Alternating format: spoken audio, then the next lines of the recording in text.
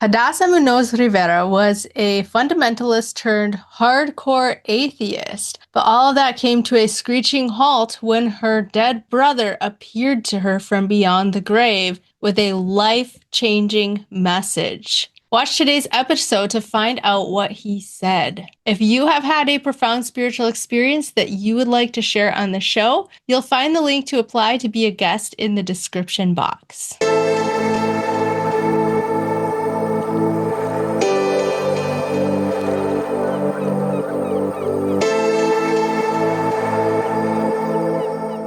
My name is Hadassah Munoz Rivera, and my journey has been, I would say, unlike any other journey I ever imagined I would experience in my life.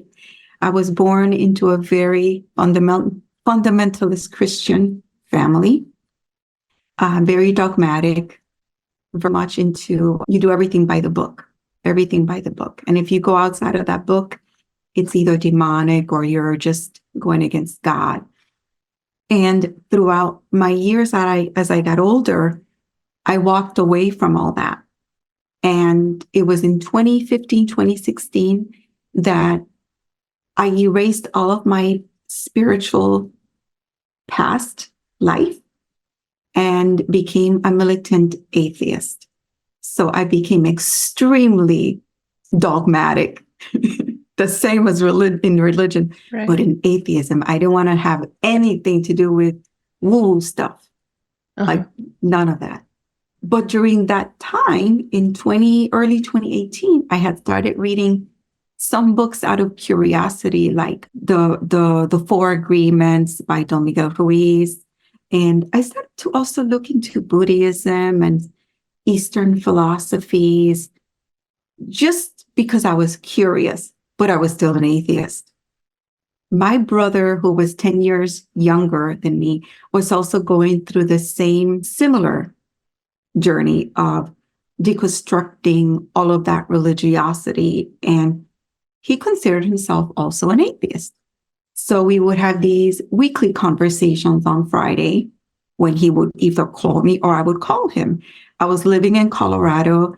He was living in Michigan. But he would go on trips to different states as an electrician. He was like a journeyman on putting LED lights in warehouses or different businesses.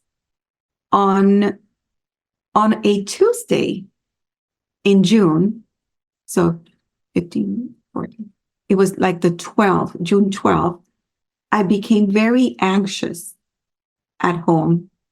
And I was thinking about him that day, like all day long. And I'm thinking, well, I'm going to talk to him on Friday. But for some reason, I said to myself, let me just give him a call right now. So I called him. And it was evening where he was. He was in Tennessee. I was in Colorado, so there was a time difference there.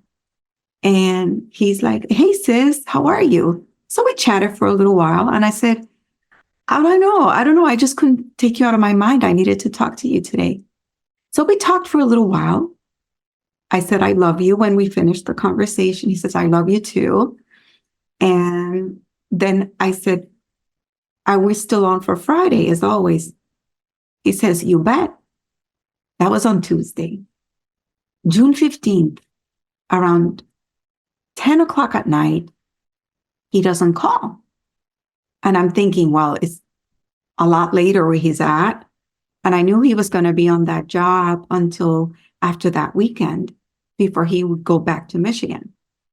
11:30 at night, my phone rings and it's his wife. And she's screaming. And she says, my husband is dead. My husband is dead. It just didn't register that she was talking about my brother at that moment. So I said, what do you mean? So I'm kind of in shock. She tells me more or less what happened. He was electrocuted. So I'm thinking about, but I'm supposed to talk to him tonight. We agreed. We agreed on Tuesday that we would talk tonight. This is what I was thinking. So I hung up the phone with her. And I'm sitting on my bed and I go, Sammy, how am I going to deal with this? How do I handle this pain? And immediately when I said that and I put down my head like this, I feel someone standing in front of me. And I look, and it's him. It's him. I was not asleep. I was not half asleep. I looked at him, and he's wearing a royal blue cap, graduation cap and gown. And he has the most beautiful smile. Now, my brother had a scar on his face from many years prior when he had an altercation with someone and they cut his face with a knife. He didn't have that scar. He just looked so beautiful. And I said, dude, I thought you were dead. And he looks at me and says, sis, I graduated. And immediately, when he said that, I saw my entire life. It was like a life review with me and him. All those moments of joy, love, fun. There were no memories of bitterness, arguments, fight, none of the negative stuff. It was all the positive stuff that connected us all the way to when he was born, when I was 10 years old. And there was this conversation that was happening inside my head with him, like an actual conversation. And it felt like if it was hours of conversation, but I knew that it was just seconds, maybe even a minute. And the main conversation to me from him was, you don't have to worry about me. I'm actually better off than you are right now. But as you continue living your life, make sure that you go after what brings you joy. And the only thing that matters is love. That's it. And then he says, now stop all that crying. And when he said that to me, the tears stopped. And I'm like, I don't have to cry for him anymore. Like, I understand that there is something outside of what is here. So it completely shattered that the trajectory of being an atheist, but it also shattered what I had learned when I was a fundamentalist Christian. I went to bed, I went to sleep.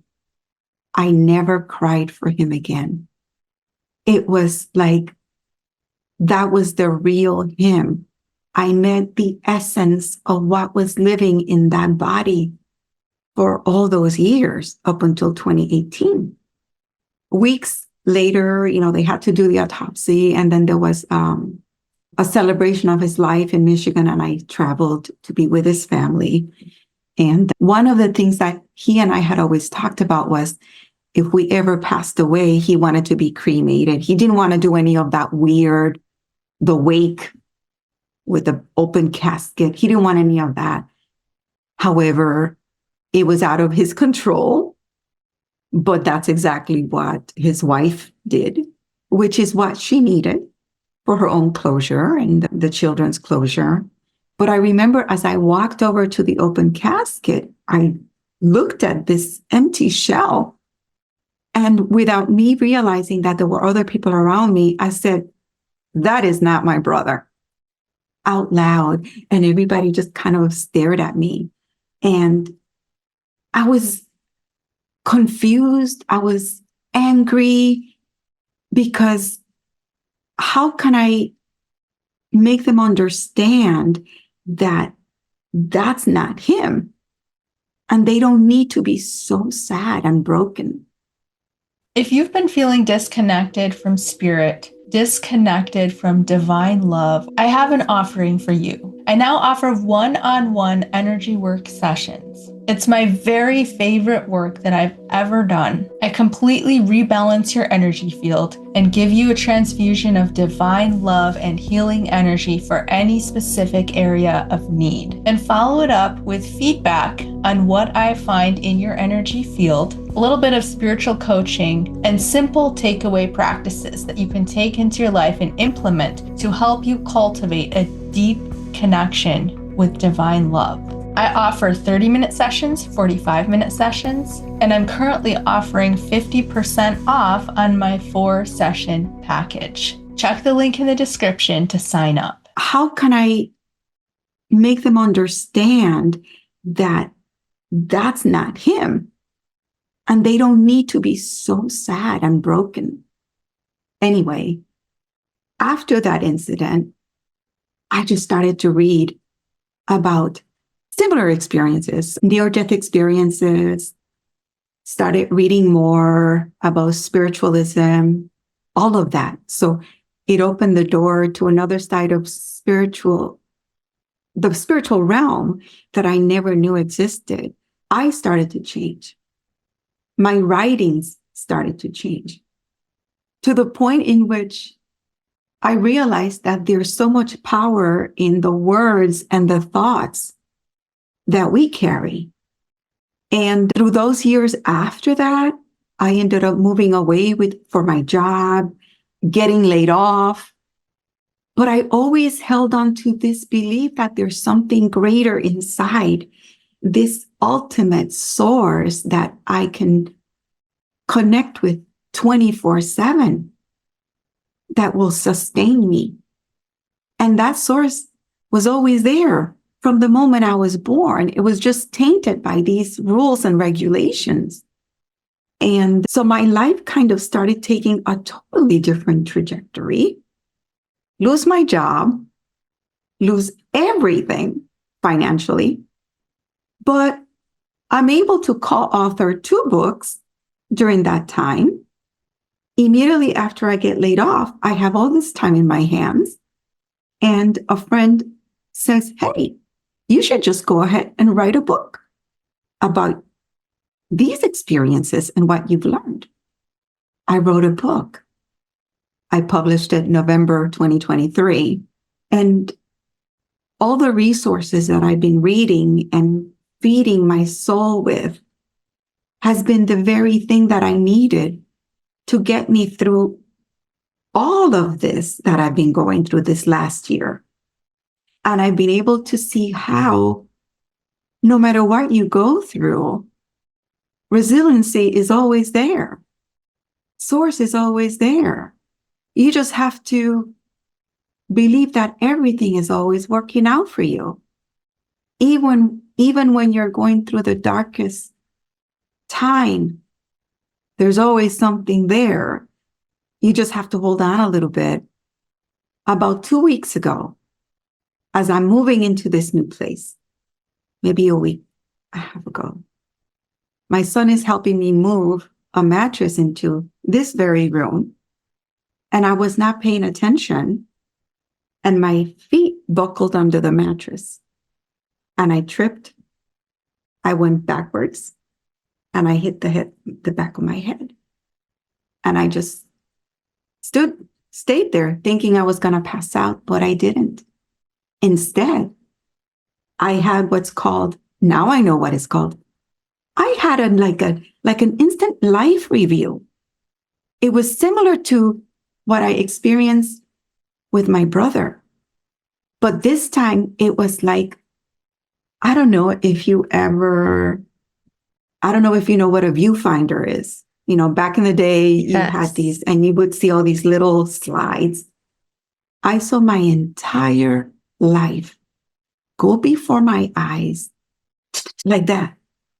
Again, relationships, friendships, joyful moments, connections. It was all about love, all of it. So I'm laying there and I know my son's talking to me. I see him, but I'm still seeing all these slides in front of my mind. And he starts asking me questions. Do you know who you are? Do you know where you are? I didn't know where I was. I knew who I was. I knew who he was. But I started naming all of my siblings. I'm one of 10. I'm the second oldest. So I pretty much raised all of the ones after me. So I started naming them. I started naming their birth dates. My son insists that I go to the hospital. I had a concussion, but I'm different. I became different when I saw my brother materialize in front of me, but I became more different after I got the concussion because it solidified what my brother shared with me in that special connection back then. And that is nothing else matters but love. And we waste so much time worrying about the pettiest of things when our main mission here is to love, be loved, share that, and enjoy the life experience of being a human. And even when things get chaotic, trust that things will fall into place. And you don't have to stay in a mentality of being a victim or being in despair. You could literally be the alchemist of your life when you grab onto those moments of joy and remind yourself that if you were able to surpass certain things in the past, you're going to surpass them again. So my message is, you are the alchemist of your words and your thoughts. We are more powerful than what we have been led to believe. We harness this incredible energy, the source that unites all of us. And I don't know what else to say except that what we see with our eyes is very limited. It's extremely limited. There's something else that's inside that is so vast, and there are no walls, there are no limits, that the moment that we start going inside, that is when we find out who we truly are. Thank you so much. Thank you so much You're for welcome. sharing your story. And my heart goes out to you in the loss of your brother. Thank you so much for being willing to share openly about that experience. What a profound thing to have him materialize right in front of you. It was almost tangible. It was tangible because I never knew how beautiful he truly was. And the thing is that he wasn't carrying any of the burdens of the human experience.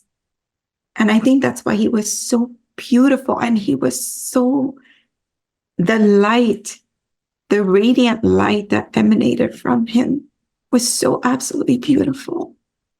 And I understand that we all have that, each and every one of us. That's exactly where we're going to be when we decarnate. I think that's the word, this shell. That's the true essence of who we are. That's so beautiful. You mentioned that he told you that he had graduated. And that's so interesting because a lot of near-death experiencers are told that life here is a school. I didn't know any of that. And the fact that he said, sis, I graduated. And the way that he said it was almost like nonchalant, like, this is how it's supposed to be. I got my diploma. And the thing is that he did graduate because the tassel had been moved on his graduation cap. Amazing. So, do you mind if I ask you a few more details about that experience? I don't mind at all. Did you hear his voice like it was an audible voice, or was it a communication more inside your head? So I heard him say, stop all that crying. And my brother had a very raspy voice, like very raspy. He was such a badass. So when he said, now stop all that crying, I just went, And I stopped.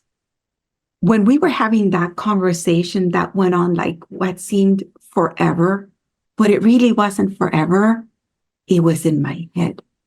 It was almost like telepathy.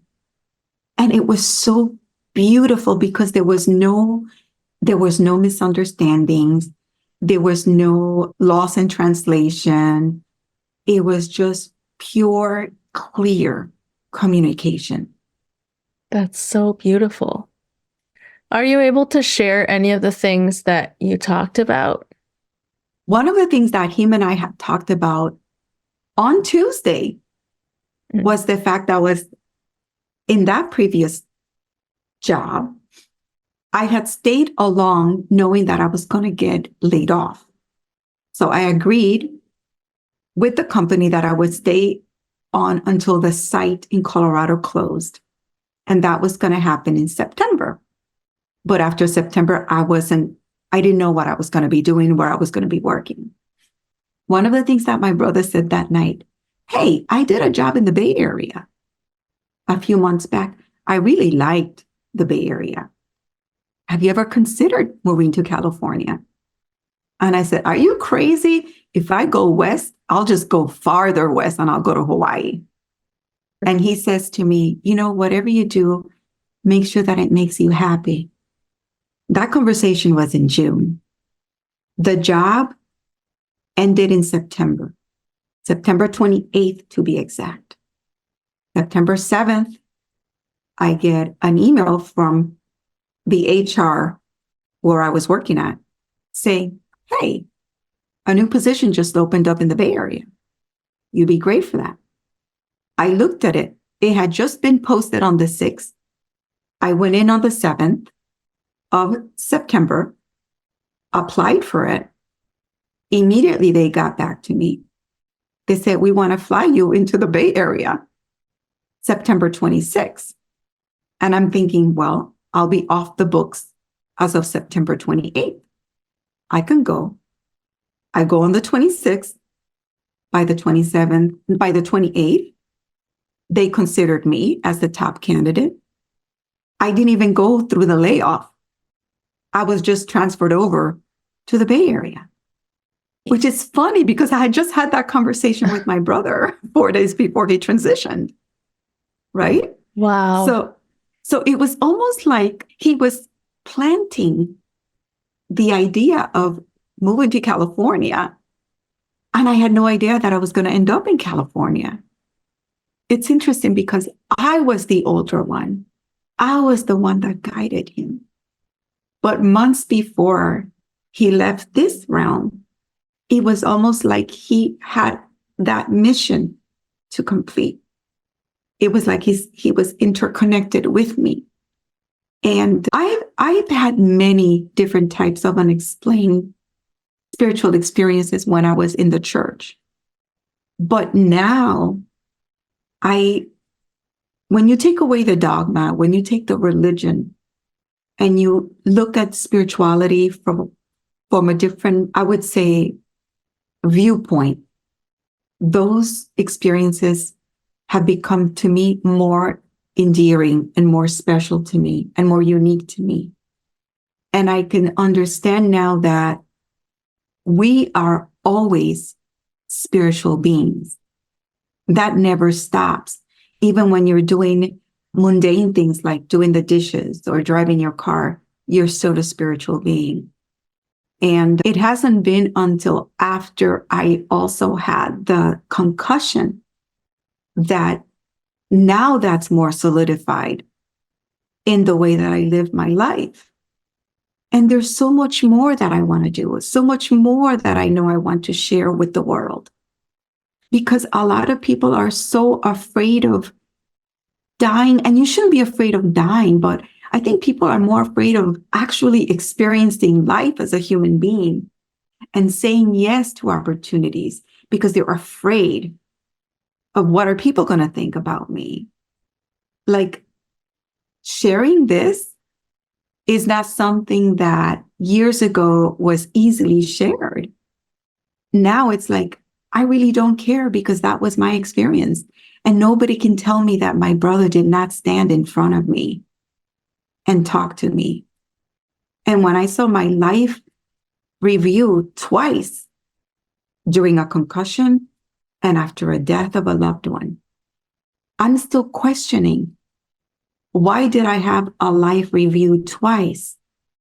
Which is very different from other people that I have heard share their experience of their life review. They've either have died, but I've never heard of somebody having a life review in those two different types of circumstances like the ones that I had.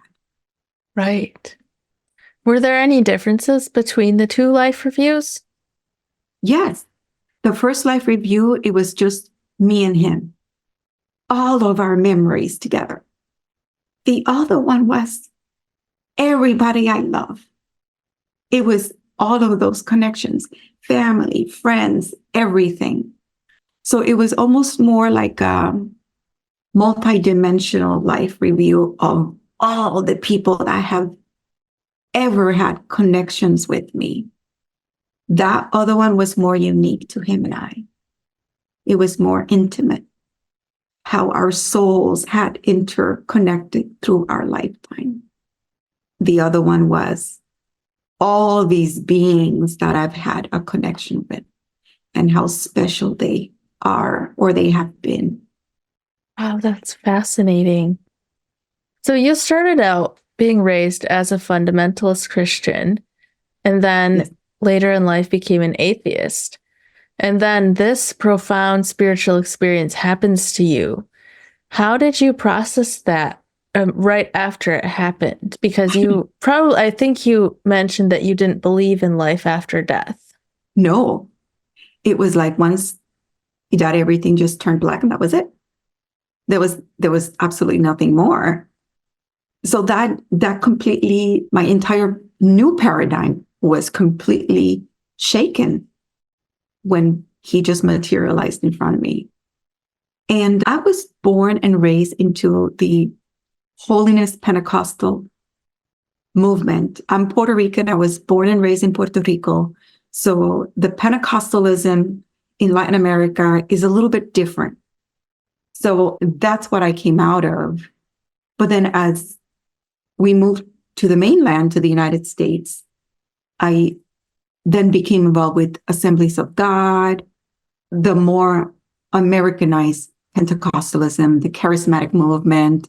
When I started walking away from all that, I became a Methodist. I was also a Baptist.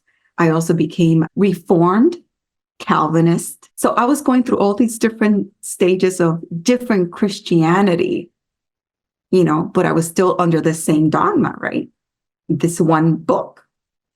And the last Christian movement that I was in was Calvinism, Reformed theology. It's like whatever it has to be by faith, through faith, and only by the book, right?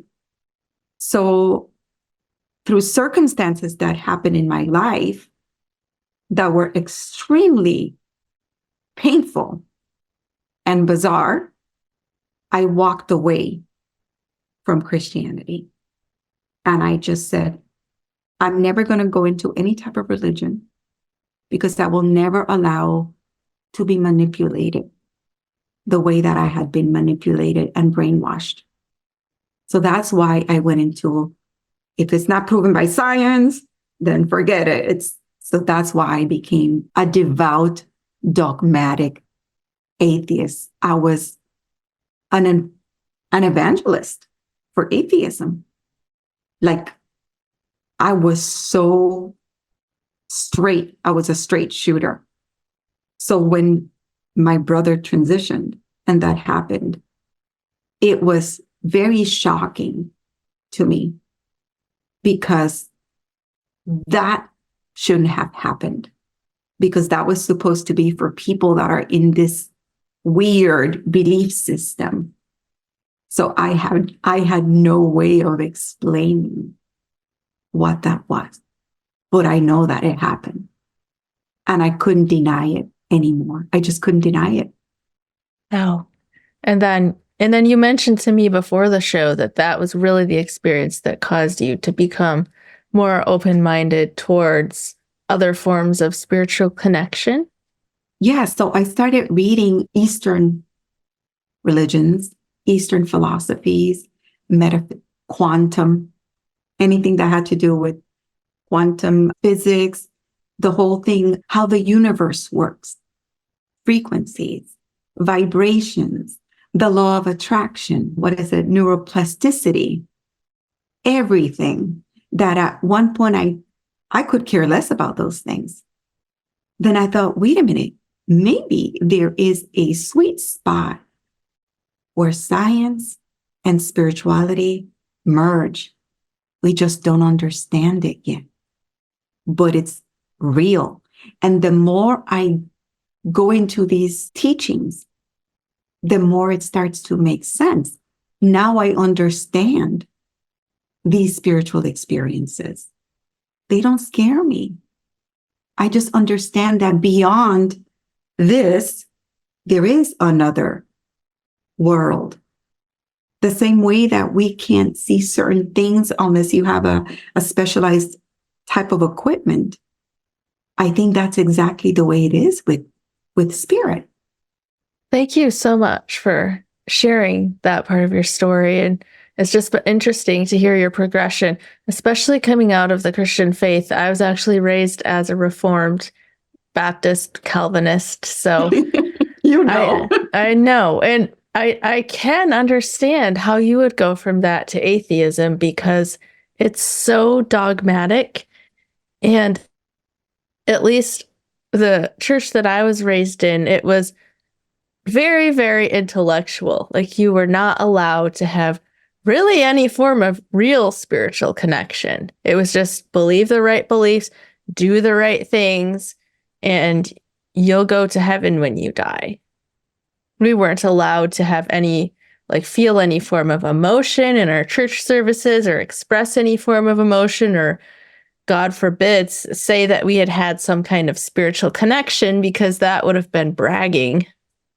So I can relate to that because having been born in the Pentecostal movement, with the evidence of speaking in tongues and all that, when I became a Calvinist, a Reformed Christian, that was all demonic. My past experience as a Pentecostal was demonic.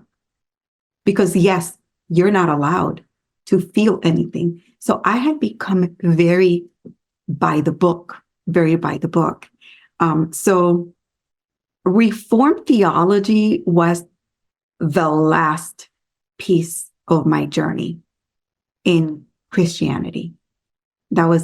I had to experience all of them, like every single one of them, because every single one of the groups point the finger at the other and they say, no, we are the ones who have the true answer. Right. Every single one of them, it's interesting.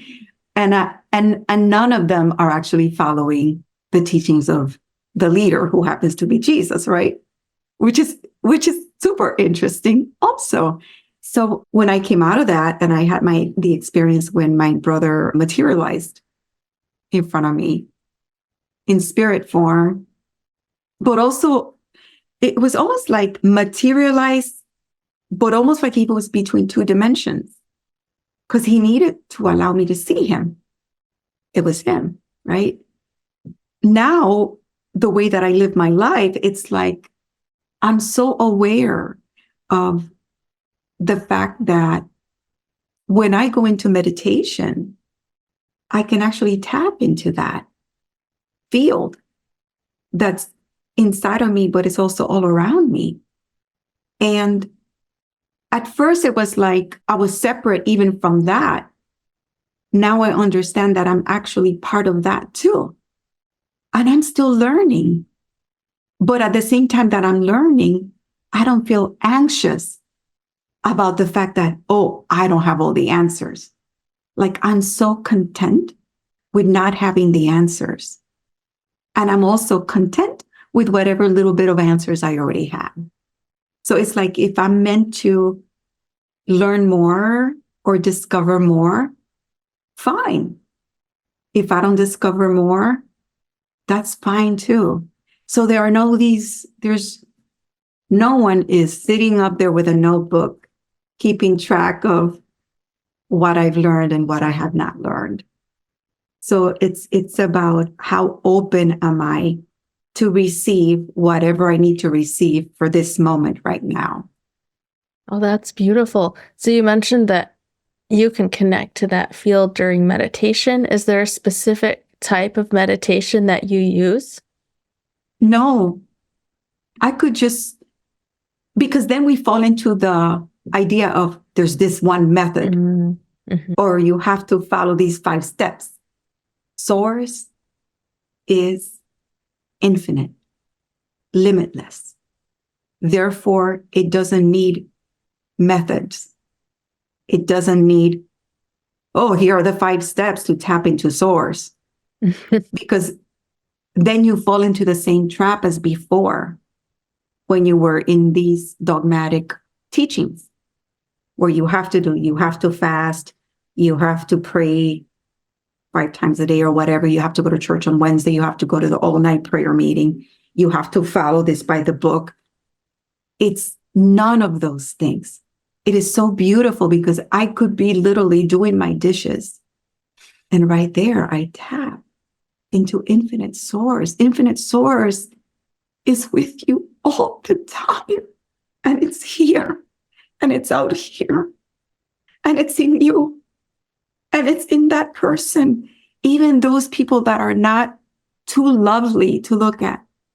Infinite source is there, because if it's infinite and if it's all present, like it's mentioned in Christianity, how could you ever say God is not there? Because it goes against the very nature of being omnipresent. Omnipresent means everywhere. And if you're going through a dark time, like you're like, oh my gosh, I need some light. Get me out of this darkness. Don't ask for the light. Just ask for your eyes to be adjusted to be able to see within the dark. I love that. So several months ago, that came to me. It's like I'm having all these dark moments of the soul, and I'm always asking, oh, where's the light? Where's the light? And I realized, wait a minute. Like when you walk into a dark room and it takes a little bit for your eyes to adjust, and eventually you could actually see what's around you. I did that. Let me adjust my eyes to see beyond the darkness that I'm experiencing at this moment. Because even in this darkness, infinite source is here with me, because I'm part of that. And that has been an incredible revelation that has brought so much harmony in my life. I'm not going to say that I have every day is perfect for me. But now when I go through very frustrating moments, I understand that I don't have to wallow in it. They don't have to continue. That's it. Just one deep breath. It's so simple. But we even make spirituality so complicated. Right. I love that so much. That's what all the great masters talked about, is just bringing it back to the breath. Yes. It's always there. We're always breathing. We don't ever think, okay, I just exhaled. Now I need to inhale. We're always breathing. So it's always there. We're just not conscious of it. Right. Thank you for making that so simple. You mentioned that you had other spiritual experiences. Are any of those experiences that you want to share, or are those more personal? When I was in the church, I had a lot of spiritual experiences, like a lot. And many of them had symbols that were tied to the religion. There was one that happened twice. And it was not a dream. I would have these visions where I would be standing along with many other people, many other people. And then I would look at my feet, and my feet would be floating above the ground.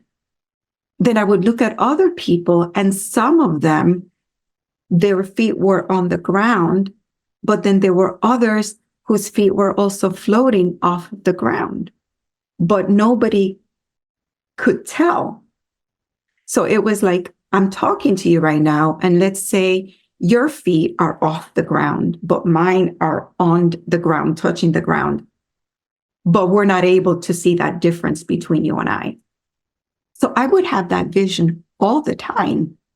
And I remember this one time I had this vision, and I asked someone that was standing next to me, I said, hey, how come some people are floating and others are not floating? And then I remember this tall gentleman, he says to me, follow me, I'll show you. And he takes me to this huge screen. Now, this was back in the early 1990s. There were no flat screen TVs back then. So he takes me to like a flat screen TV where you could actually touch the screen. Wow. And he says, let me show you. So he's showing me. And he says, that's because the ones that are floating belong to the kingdom. And the ones that are touching the ground, they don't yet. Back then, I connected it with, oh, the Christians are the ones that are floating. Right. The other ones, those are the unbelievers. They're the ones in darkness. Now I understand that the fact that he said not yet, it's like everybody's on the same playing field. We're all at different levels, but no one is better than the other. No one is lower, no one is higher. But we're just in different levels, you know? We all belong, but we're not yet all there at the same time. Now that I understand spirituality, I understand that as we come and go from each existence, we enter into different levels as we continue to graduate. Now that I know what I know, I can go back and see those visions that I had when I was younger, and they completely make sense. Well, that's fascinating. I know that the kingdom is a word that's used in the Gospels, and Christians usually interpret it to mean going to heaven when you die or belonging to the group of people who will go to heaven. Now, how would you interpret the meaning of that word? Kingdom. I don't like that word, but if I look at it from where I am today, we're all kings and queens. We all belong. We all belong to the kingdom. There's not one king that has all these little followers underneath. So the kingdom is actually the king queendom, because it's all of us together. That is infinite source. That to me makes a lot more sense than the old way of describing that word. Right. I love that. I'd like to ask you two final questions about your experience with your brother that I know people will be wanting to know. Did you have any sense of where he was when he appeared to you? Did you have any sense of like where he was, his state of consciousness, how he was doing? I know he told you not to worry about him, but did you learn any more detail? So this happened, and later on, I read there was actually a report, an article that was written on that incident, because he was the person who died on site. So they had to bring the coroners, they had to do the autopsy, the whole thing. The time in which he was pronounced dead was shortly after. So to me, it was like he had already passed through some kind of a stage, I don't know, or like a process, like he had already gone through a certain process, leaving his body, letting it go, wearing the blue graduation cap and gown. And the one thing that I forgot to mention was that I was sitting on my bed and in front of me, there's a wall. But when I felt him standing in front of me, he had come through a doorway. So he came through a doorway. So to me, it was like, is that like a location that's already here? But that doorway had to be, he had to walk through it to be in my reality, in this dimension. But it seemed like if he was in some kind of a hall, like a hall, because there was a lot of space behind that doorway. And he just walked through it and he's just standing there. He was so happy. I can't explain more than that, but I can sense that he had to walk through something to get to me. Yeah, that makes sense. It was about an hour and a half or so after he was pronounced dead. Okay. That's fascinating that you could sense that he had gone through that process of what he had to do on the other side, and then he came to you. To me, it was like, oh, finally, I let go of that baggage. He seemed so like, oh, almost like if the body was such a burden. It was like, oh, I graduated. And my final question is, do you think that it's possible for anybody to connect with their loved ones who have transitioned? And if so, how? I think anybody can, but I don't think it's something that we should be so concerned over to the point in which one message that I walked away from that was to enjoy the life you have now. Cherish every single moment. Yes, we may have those spiritual experiences where we connect with those that have gone beyond, or that's great. That's very exciting. But it should never be more important than the experience that you are to live here right now.